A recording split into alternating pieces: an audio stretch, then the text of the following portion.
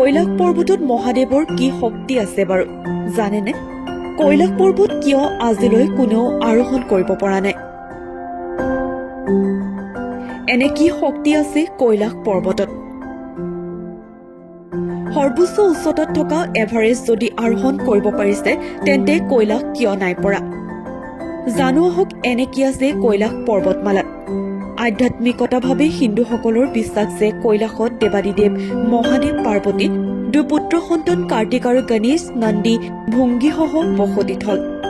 পৌৰাণিক যুগৰ পৰা কৈলাশত মহাদেৱ থাকে বুলি জনবিশ্বাস। ভগৱানৰ ঘৰলৈ মানুহ যোৱাটো অসম্ভৱ।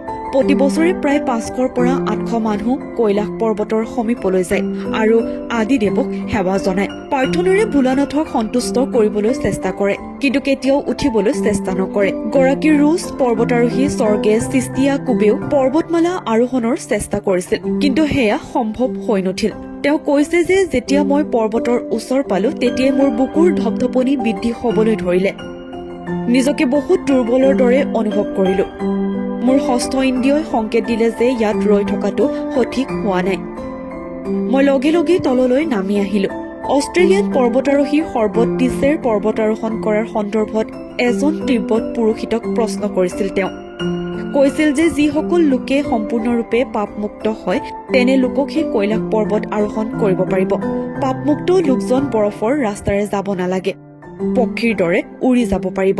হিন্দুসকলে যুগে যুগে আৰাধনা কৰি অহা কৈলাশ পৰ্বতমালাক পৃথিৱীৰ কেন্দ্ৰ বুলিও ধৰা হয়। ইয়াৰ সমীপতেও আছে মানস সৰোবৰ।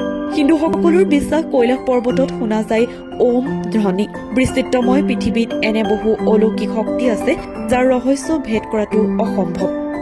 গতিকে কৈলাশ পৰ্বতো এনে এক উদাহৰণ মাত্ৰ। News desk, times of news.